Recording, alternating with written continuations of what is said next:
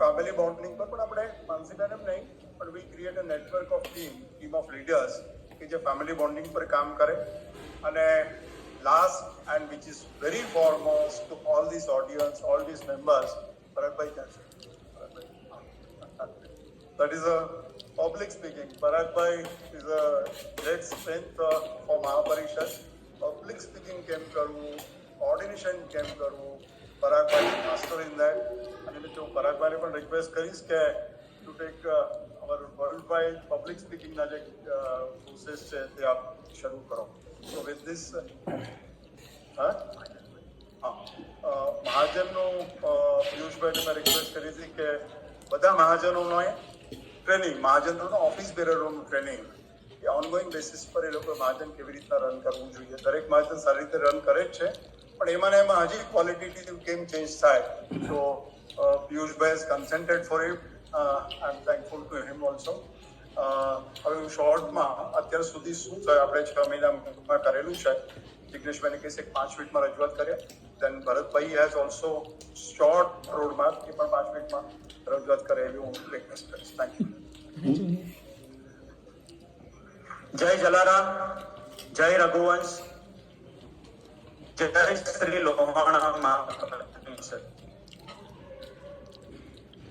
અને એમનાથી બી વાઇબ્રન્ટ અને જ્યાંથી વાઇબ્રન્સી આવી રહી છે રશ્મિબેન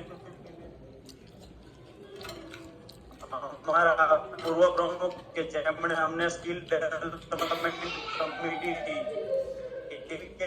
કમિટી રચના કરવાનો છે.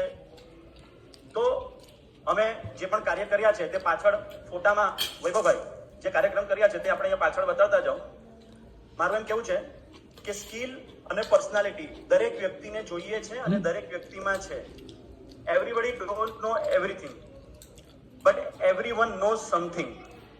તો જે વ્યક્તિ, દરેક વ્યક્તિમાં કંઈ ને કંઈ શીખવાનું છે. જેમ કે આપણે, મને સૌથી વધારે ગમે ને તો આપણે અહીંયા આવ્યા છે મહાપરિષદમાં, એટલે બોલવા વાળા ઓછા, સાંભળવા વાળા વધારે. એટલે આપણી પાસે શું જોઈશે તો કે ભાઈ આ મીટિંગમાં આપણે જઈએ છે તો આપણી પાસે છે ને લિસનિંગ સ્કિલ હોવી જોઈએ. કારણ કે આપણે વધારેમાં વધારે સાંભળવાનું છે. એટલે મને અહીંયા 5 મિનિટ બોલવા મળશે પણ મારે 250 મિનિટ સાંભળવાનું છે. તો એ જે સાંભળવાનું છે તો કેવી રીતે સાંભળવું જોઈએ તો કે ભાઈ મને નથી આવડતું કે કેવી રીતે સાંભળવું જોઈએ.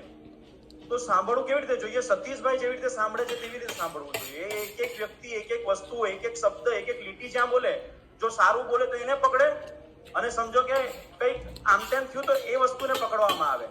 અત્યારે જીતુભાઈએ વાત કરી કે ભાઈ જુનાગઢ વાળા બેન, તો તમને જયારે બોલવા મળે છે તો તમે કંઈક એવું બોલો. એટલે કહેવાનો મતલબ એ છે કે તમે ઘરેથી એજન્ડાને સ્ટડી કરીને આવો. આપણે મહાપરિષદની મિટિંગમાં આવીએ છીએ તો આજે મારે તમને ખાલી, જો પહેલી વખતે આપણે આવેલા ત્યારે આપણે શું કીધું કે આપણે આજુબાજુ વાળાને એમ કહેવાનું કે હું તમારી બાજુમાં બેઠો છું, મને મજા આવે. જો હું સૌથી છેલ્લો આવ્યો છું, જમવા જવાની જલ્દી છે એ માની લઉં છું, પણ મારું એમ કેવું છે કે જે શીખવાડેલું એ મહાપરિષદે શીખવાડેલું તમે એને એવી રીતે ન લો કે જિગ્નેશ ભજીયાવાલાની કોઈ તાકાત નથી કે તમને કોઈ બી સજેશન આપે. અહીંયાથી જે પણ કહે છે તે મહાપરિષદ કહી રહી છે, મહાપરિષદ સમજાવી રહી છે. સતીશભાઈ પહેલી મીટિંગથી અહીંયા સુધી અત્યાર સુધી એ જ કહેતા આવ્યા કે ઝોનલ પ્રેસિડેન્ટ, રિજિયન પ્રેસિડેન્ટ, ત્યાંથી મહાજન સુધી જો આ બધી વાતો અહીંયા જે વાત થઈ રહી છે તે ત્યાં પહોંચે. પણ અહીંયા લોકો આવશે અને હરતા ફરતા જ રહેશે. અહીંયા જે આવશે ખાલી પોતાની જ વાતો સાંભળવા માટે ઉભો રહેશે. એવી રીતે થશે તો આ કામ નહીં થઈ શકે.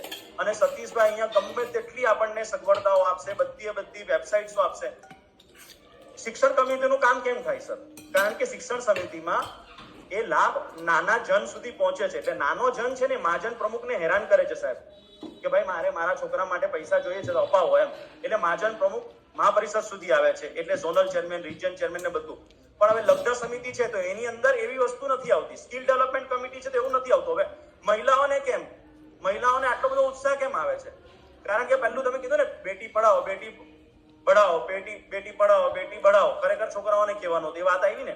એટલે કે મહિલા પ્રમુખ જ્યારથી આવ્યા રશ્મિબેન, તો રશ્મિબેને એટલી બધી તાકાત આપી, તમને એટલી બધી ઓથોરિટી આપી. મતલબ કે તમને ઓથોરિટી મળે છે, તમને રેકોગ્નાઇઝેશન મળે છે, એટલે તમે આવી રહ્યા છો. એવી જ રીતે અહીંયા શું જોઈશે? એટલે સતીશભાઈ જે કહી રહ્યા છે તો સતીશભાઈ કહે છે કે ભાઈ આપણે તો અમે રશ્મિબેન ના મોડલ પાસેથી શીખવા માંગીએ છીએ. તો મારું સ્કિલ ડેવલપમેન્ટ કમિટી માટે મારું પહેલા તો એવું કેવું છે કે દરેક વ્યક્તિ છે ને સવારે ઉઠે ને ત્યારે આઈનામાં જોઈને સૌથી પહેલા પોતાના વખાણ કરવાના.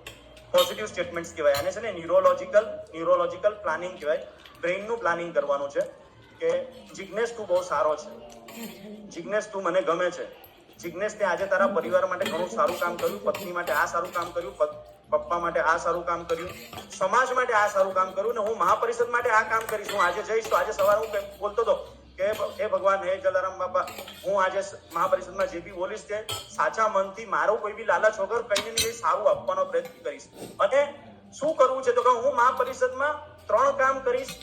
આ 1 મહિનાની અંદર યા તો 3 કામ કરીશ, 3 કામ વિચારીશ, યા તો 3 કલાક એને આપીશ. તન આપીશ, મન આપીશ, યા તો ધન આપીશ, યા તો કોઈક સારો કામ વિચારીને જઈશ. તો મારું અહીંયા એમ કેવું છે કે જેમ કે skill and personality development committee સાહેબ, એની પાસે શું એનું પોટેન્શિયલ છે એ કહેવાની જરૂર નથી, કારણ કે વર્લ્ડનો સૌથી મોટો સ્કિલ ડેવલપમેન્ટ કાર્યક્રમ અત્યારે નરેન્દ્ર મોદી સાહેબ ઇન્ડિયામાં ચલાવી રહ્યા છે. રિસોર્સિસની કોઈ કમી નથી, કોઈ કમી નથી સાહેબ. તમે ખાલી સ્કિલ એમ નાખો એટલે તમને બધું ઓનલાઈન આવી જાય ને, જેની માટે આપણે કામ કરીએ. એટલે મારું એમ કેવું છે તમને બધાને અહીંયાથી, જો તમે મારી વાત માનો, હું તમારાથી નાનો જ છું, પણ હું એમ કહું છું કે મહાપરિષદ એટલે આપણા બધાની માતૃ સંસ્થા તમને કહી રહી છે કે તમારે પોતાના વખાણ કરી લેવાના, પોતાના પરિવાર માટે શું કરવું છે, પોતાના